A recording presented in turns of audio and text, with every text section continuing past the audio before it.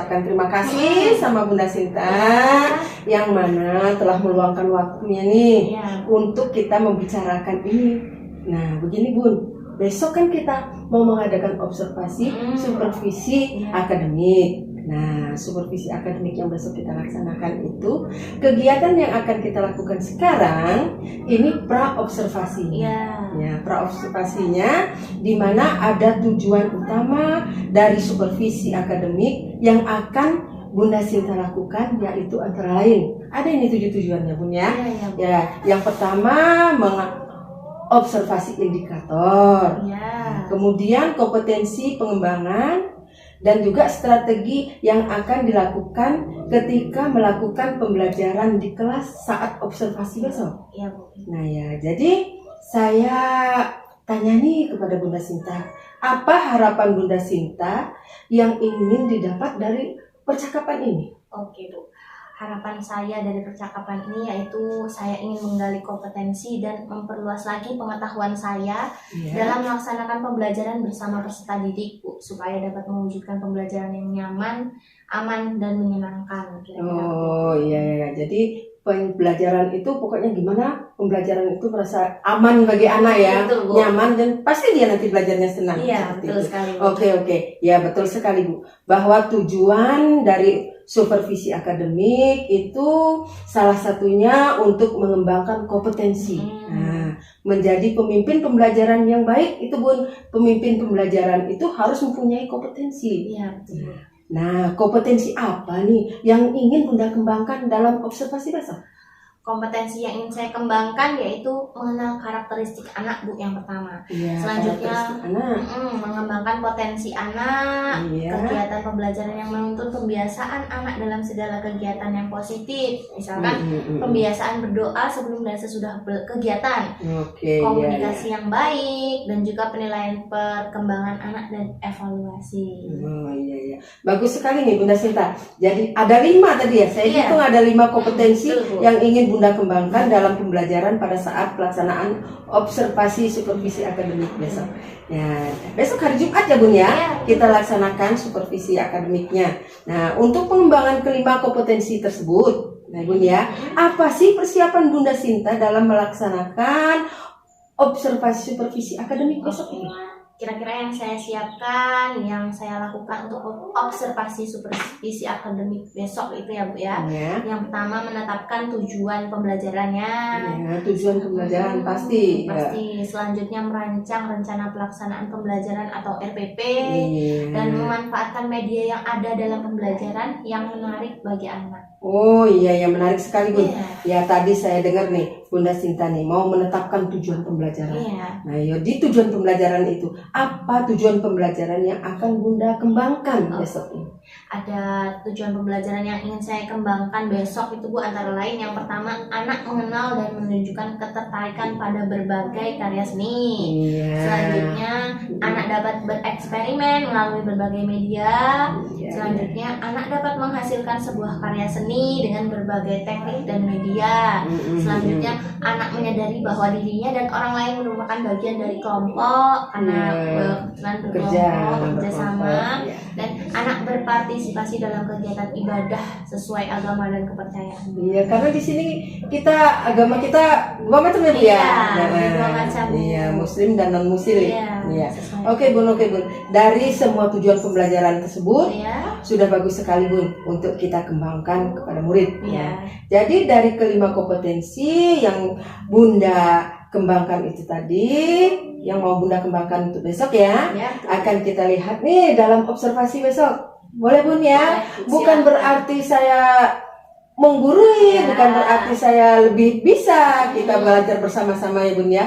Saya kebetulan yang ditugaskan dari guru penggerak menjadi observernya, dan Bunda yang diobservasi ya Bun ya. Nah, bukan berarti saya menggurui, bukan berarti saya lebih bisa Bun. Kita kerjasama ya Bun ya. Nah, ya. Nah, terima kasih Bun atas waktunya. Saya ucapkan terima kasih Bun. Besok sampai ketemu besok. Saya yang observasi. Oke Bun. Saya juga terima kasih Bu.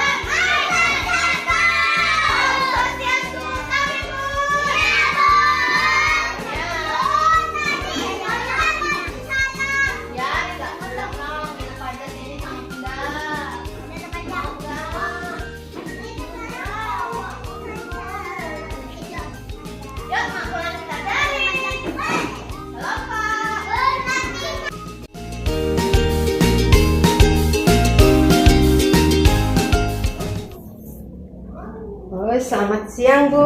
Iya, selamat siang, Bu.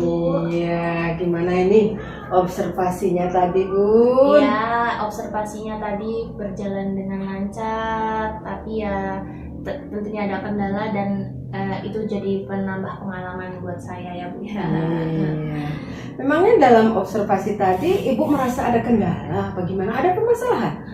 Ya ada, Bu. Ya dalam permasalahannya dalam mengendalikan anak-anak itu loh, Bu. Karena anak-anak itu ada yang kurang mengikuti kesepakatan kelas. Jadi anak-anak itu membuat situasi belajar jadi kurang kondusif gitu. Oh iya, oke Bunda Sinta. Jadi dari permasalahan yang Ibu utarakan mengenai sulitnya untuk mengkondisikan anak-anak dalam pembelajaran ya Bunda. Iya, betul. Nah, yang pembelajaran Ibu Bunda lakukan tadi kurang kondusif karena ada beberapa anak yang sepertinya ya ada hambatan lah ya Bunda dalam melaksanakan pembelajarannya itu. Nah jadi ini kita nih punya waktu cuma pendek nih pasca observasi ini pendek sekali. Nah apa yang ingin Ibu dapatkan dari pembicaraan kita ini? Ya karena saya ingin sekali dalam belajar anak-anak bisa kondusif ya Bu. Yang ingin saya dapatkan dari obrolan ini, saya ingin mendapatkan solusi Bu. Bagaimana ya caranya supaya anak-anak dapat terkondisikan dengan baik saat pembelajaran. Sekarang masalah saya lagi seperti itu. Jangan sampai nih karena ada beberapa anak yang tidak mengikuti kesepakatan kelas membuat pembelajaran tidak maksimal gitu. Iya, pembelajaran dalam observasi tadi udah baik bener ya Bun ya. Udah bagus sekali. Saya lihat tadi sebagai observernya bagus sekali Bun. Tapi memang anak-anaknya memang ada yang ya tidak mengikuti aturan seperti itu ya Bun. Oke Bun. Nah ini ngomongin pembelajaran, ngomongin belajar yang kondusif, yang berpusat pada murid ya Bun ya. Iya betul Bu. Nah pembelajaran yang kondusif, yang berpusat pada murid itu menurut Bunda itu pembelajaran yang seperti apa? Ya menurut saya Bu ya, menurut pengetahuan saya pembelajaran yang kondusif itu yang berpusat pada murid. Nah, pembelajaran yang aman, nyaman, serta menyenangkan sesuai dengan kebutuhan belajar individu setiap murid. Jadi, murid itu tidak merasakan ada tekanan dalam belajar. Murid dapat menggali potensinya masing-masing sesuai dengan bakat dan minatnya. Oh, oke Bun ya. Jadi begitu ya pembelajaran yang aman, nyaman, menyenangkan, yang sesuai dengan kebutuhan belajar ya Bun ya tentunya ya. Yang sekarang ini Bunda lakukan pembelajaran tadi itu sudah bagus Bun, benar bagus sekali. Ya cuman karena kurang kondusif aja Bun. Sudah saya lihat tadi bagus sekali pembelajarannya.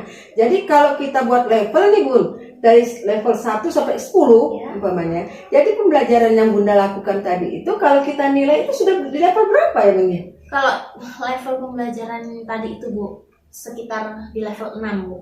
Karena yang saya rasakan masih ada beberapa anak yang belum terkondisikan itu tadi Bu. Tapi anak-anak yang sudah bisa dikondisikan itu bisa kita bilang di level 8 atau bahkan level 9. Jadi memang agak bingung ya Bu ya, pembelajaran yang kita laksanakan bila tidak sesuai dengan kebutuhan belajar dari masing-masing murid. Iya, jadi kalau yang sudah bisa itu bahkan bisa dijadikan sebagai tutor sebaya ya Bu ya. Karena sudah ada yang di level 8 bahkan 9 seperti itu. Oke Bun, sekarang yang menjadi permasalahan dalam pembelajaran nih. Ya, yang Bunda lakukan tadi. Kalau masih seperti itu agaknya susah ya Bun ya untuk mencapai level 10. Nah, jadi yang seperti masih Bunda lakukan tadi itu kurang strategi mungkin ya Bun ya. Nah, mungkin strategi apa yang akan Bunda lakukan? Mungkin ya Bu ya, sebelum saya melakukan pembelajaran, saya harus membuat RPP yang berdiferensiasi dulu. Ya, RPP jelas ya. Dari RPP yang di dalam RPP itu saya mengidentifikasi kebutuhan belajar murid dengan menggalinya melalui pembukaan sebelum melaksanakan kegiatan seperti pada saat absen. Di situ saya tanyakan dulu anak itu ingin belajar apa. Jadi dia itu akan belajar dengan senang, dia memilih sendiri cara belajarnya. Mungkin anak akan melaksanakan pembelajaran dengan senang jadinya Bu. Oh iya, ini Bunda sudah melaksanakan pembelajaran yang terstruktur gitu ya maksudnya Bun ya. Ya dengan RPP berdiferensiasi. Oke Bun, boleh nih tanya lagi, kriteria bagaimana yang menyatakan kalau pembelajaran itu yang Bunda lakukan itu sudah berhasil? Kriterianya itu seperti apa? Kriteria yang saya inginkan gitu ya Bu ya. Yang pertama jelas anak belajar dalam keadaan yang kondusif. Kemudian kalau sudah kondusif, anak itu akan senang dalam belajarnya karena suasana belajarnya aman dan nyaman. Kemudian dengan rasa aman, nyaman dan senangnya anak dalam belajar, mudah-mudahan pembelajaran itu bisa lebih baik. Oh iya Bun ya. Selain dari strategi, metode, alat peraga, RPP berdiferensiasi, nah mungkin ada lagi ya Bun ya strategi yang akan Bunda lakukan setelah ini. Selain dari strategi yang ada itu ya Bu, ya mungkin yang saya lakukan itu berkolaborasi dengan rekan sejawat dalam membuat alat peraga, metode apa sih ya untuk anak yang tidak mengikuti kesepakatan kelas, bagaimana caranya kita sebagai guru bisa mengkondisikan anak dengan lebih baik. Oh iya Bunda ya. Terima kasih nih Bun nih. Sudah ada 2 solusi nih yang Bunda kemukakan tadi.